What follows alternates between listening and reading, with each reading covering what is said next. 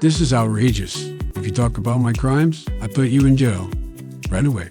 Journalists, we have a special jail for journalists. You are MAGA, right to jail. You don't let me sniff your hair, right to jail. Right away. You run against me as president, jail. You talk about my son's laptop, believe it or not, jail. What's up, guys? Boy, Benny. Joe Biden gave the State of the Union address last night, and he was mocked ruthlessly and relentlessly, trolled into the sun, including by people in the room. This is Congressman Troy Nehls on his way to the House chamber for Joe Biden's State of the Union address, which was really more like an old man yells at cloud kind of thing, with Joe Biden squinting and screaming and screeching the entire time. Don't know what drug cocktail they had him on, but holy smokes, they gave him the good stuff. Troy Nehls wore a Donald Trump Never Surrender shirt to the House floor. Check this out. Well, folks, here I am heading down to the State of the Union to listen Joe Biden try to defend his record of accomplishments, like the high crime, the high inflation, the endless wars, the unsecure border. I can't wait to listen to him and try to lie to the American people. The American people aren't buying it. Donald J. Trump, we will never surrender. Based. This is what it looked like from the House floor. Ladies and gentlemen, not all is lost, and there are living legends among us. One of those living legends is Donald Trump, of course, posting this on his Truth Social account without any context. We're going to buy American. We're going to buy American. So trade rules. Buy America has been the law since 1933. Also caps and won't even go into effect until 2025. And by the way, that law was written and the benefit expires in 2025. New electric grids that are able to weather major storms and not prevent those fires. Who's the guy who gets to explain to Donald Trump what a TikTok filter is? Who's the person on Trump's team that gets to explain like what this new magical power is that he has to troll Joe Biden? All right, so ladies and gentlemen, Donald Trump obviously making fun of Joe Biden. Donald Trump going in very hard against Joe Biden. One time he just posted the drugs are wearing off. Joe Biden coughing, Joe Biden wheezing. Joe Biden is worthy, obviously, of your disdain. He is a despicable and cretinous, villainous, disreputable political figure. But nothing prepared me for how much I actually truly deserve to hate Joe Biden because of this. The man on your screen's name is Kareem Nakui. Kareem Nakui was a Marine who loved his country and served his country honorably and was murdered by Joe Biden's incompetence in Afghanistan. He died defending a place that should have never been defended, in a retreat that should have never happened, and in a total humiliation along with 13 other service members that Joe Biden has never even acknowledged. Kareem Nakui's parents, as you can imagine, are very, very angry about this, especially when they hear Joe Biden lie that his son died in Iraq. His son died in war. They did not. Beau Biden did not die. Beau Biden did die of a brain tumor late in life when he was wearing a suit and tie to work as the Attorney General of Delaware. Not saying it's not a tragedy, but he didn't die in Iraq like Joe Biden says all the time. So these parents are pretty upset about this.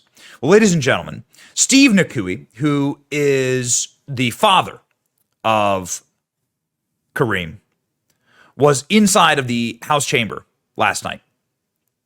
His son was at the Abbey Gate when a suicide bomber bombed that gate and killed his son. And Steve Nakui decided to yell at Joe Biden during the middle of the speech. Well merited and warranted. I mean, could you imagine? This man's incompetence killed your son. How angry would you be? Listen to this. Be safe. And America is safer today than when I took office. Year before I took office, murder rates went up 30%. 30% they went up. The biggest increase in history. It was then, through my American Rescue Plan, which every American voted against, I might add, we made the largest investment in public safety ever. Last year, the murder rate. So that was the father yelling. Here we go. United States Marines Abbey Gate. This man, Steve Nakui, whose son Kareem was murdered in Afghanistan, was arrested and charged with misdemeanor protests. So this is the father right here. He got arrested Here he is being arrested by Capitol Police. These sick bastards, ladies and gentlemen.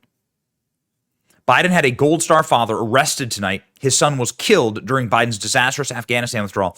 Biden looked at his watch multiple times during the dignified transfer of fallen soldiers' coffins. Biden doesn't care about the family of service members that have fallen. Justice for Kareem. That's so true. And this is, remember when they tried to lie and say this never happened? Joe Biden literally looked at his watch. Couldn't get out of there fast enough. What a sick bastard. This image represents where we are as a country and how Democrats are treating us. This man's son was killed on Joe Biden's watch because of Joe Biden's disastrous withdrawal from Afghanistan. Biden came to the State of the Union hoping to hear that his son and others who died would be honored. Instead, Joe Biden claimed to keep Americans safe in a string of gaslighting and sickening lies. The dad voices disgust, as any dad would, saying 13 Marines, Biden's protection, arrested and charged him for interrupting Joe Biden. So I guess you have no more First Amendment right, and especially if you are somebody whose child was murdered by the regime, they definitely don't want to hear from you. Pro-Palestinian protesters blocking Biden's motorcade, not arrested. This is something that's interesting that happened last night. Joe Biden was actually late 10 minutes because leftist orcs took over all of D.C. and blocked his path getting to the Capitol. I thought obstruction of an official proceeding is what lands you in the DC gulag, like for the rest of your life, right? You're a political prisoner. Nope. You're only a political prisoner if your son was killed by Joe Biden, and you have to live with that. And now you have to live with handcuffs on, being charged. Gold Star dad trying to get justice for his son who died because of Biden's disastrous withdrawal, arrested and charged with a misdemeanor. Welcome to Biden's America. Totally sick. Brian Mast is a member of Congress and a veteran himself. Steve Nakui, the father of fallen Marine Corporal Kareem Nakui, was my guest at the State of the Union. He was arrested because he cried out at Joe Biden to remember his son. Joe Biden never honored those killed at the Abbey Gate and hails the catastrophic withdrawal as a success. Yeah.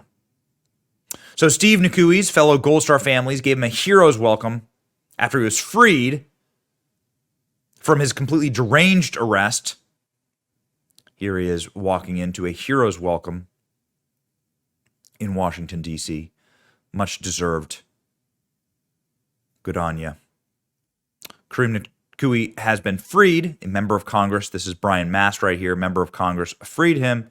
And here's the father and the member of Congress. Brian Mast is a double amputee because of a roadside bomb that was detonated when he was on patrol in Iraq.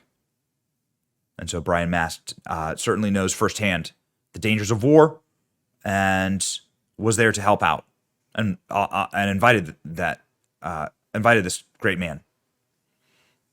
So I suppose a somewhat happy ending that the man is free, but also like Joe Biden charged the guy with a misdemeanor and arrested him. Didn't arrest any of the left-wing orcs who prevented him from getting into the United States Capitol. These people that took over all of D.C., there were thousands of them, that stood and chanted and blocked the roads.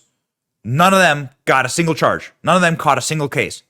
Every single one of them, in fact, was applauded, as Joe Biden said that he's going to now be assisting Hamas and donating to Hamas and rebuilding Hamas. Isn't that great? But the people who, the terrorists who literally blew up American soldiers, the fathers of those people will get nothing. In fact, they'll get arrested. They're the ones who get arrested. These sick bastards. A Marine who was stationed at Abbey Gate talked about his experience with Joe Biden after returning home, horribly disfigured, losing appendages, and how Joe Biden actually treats people behind the scenes. If your blood isn't already boiling, this will put it over the top. Watch. I was like, oh my God. And that's what I said. And the Secret Service dude just like beat red, like trying not to laugh. And I was like, and this dude, like 2 minutes later, he walks in with him and Jill Biden and their little entourage of people and like a photographer. And right away, like, remember him coming up to me, trying to shake my hand, like try to shake my right hand. And I look at him and I'm like, I don't have an arm. And my left arm is in this big ass cast with this giant orange foam block around it. I completely immobile. All I can do is move my head. My arm's gone. I'm like, I don't have an arm. And he says, oh, and like kind of stands up and then like goes over to reach for my fingers, because about an inch of my fingers are showing, and just like grabs my fingers. Doesn't greet me or anything. Just, that's what happened. Just grab my fingers. And I was like, okay, that's weird. And, you know, almost immediately starts talking like about how their son served in the military. Doesn't say anything about what happened. Starts talking about how their son served in the military. And my mom is just like, she's furious at this point. And they're like taking pictures and stuff. And she was like, my mom said this, she was like, I don't give a f***. I don't care what you guys f***ing do. She's like, you better take care of him for the rest of his f***ing life. And like, she said that. And I'm sitting there, and he comes over to me and he leans over me. I have a picture of this to prove it. I'll show you this picture that I have. It's a pretty funny picture. He leans over me and he's like this close to my face, and he's like, what do you want? And I said, What do you want? Yeah, he said, what do you want? And I said, what? He said, what do you want? And I'm just like confused. I just got blown up. Just saw my friends die next to me. I'm like, I just want to be myself. And he's like, huh? And my mom's furious. And she's like, he said he just wants to be himself. He just wants to be him. He said he just wants to be me. And he goes, oh, okay. And they just continue to talk about everything but what just happened. And then they just ushered him out of the room. He didn't know what to say. They ushered him out of the room, and that was that. And my mom tried multiple times to get help from them, reaching out to the First Lady and try to get some legislation passed for caretakers like herself who own businesses who don't get any financial support for helping their fucking service member that just got his whole life torn apart. And she wanted to help other caretakers in the future have, you know, because there's certain amount of money that you can get as a caretaker depending on what you do, and or help, but it's a process. And so she was working through that, but she wanted to pass legislation for future caretakers to help get, you know, like, hey, if you run a business and you need to come take care of your son who, you know, served their country and just got blown up, like, you can do that and not have to worry about financial for a little bit, you know what I mean? And so she was trying to get help with that, and they just pretended to help. They kind of just brushed her off and pretended like they were connecting her with the right individuals and didn't help her at all. And so obviously, because of the Congress stuff now, my mom is since, you know, going to be moving forward with some stuff with some individuals who are actually going to help, but nothing came of that. And yeah, that was 2 days after that. I'm just in bed, and I'm telling the doctors and the nurses for a couple of days, for like 2 days. I'm like, I can't breathe. Like, I can't breathe. And a buddy of mine, a doctor who works at the hospital. He's a resident right now. He was he was in a reserve sniper platoon, and now he's in the Army as an officer, being a trauma surgeon. And as soon as it happened, he came in and he connected the Recon and Sniper Foundation guys, like got them to send out a flag and like decorate my room really nice and be there for my mom and family. So he was there as a friend.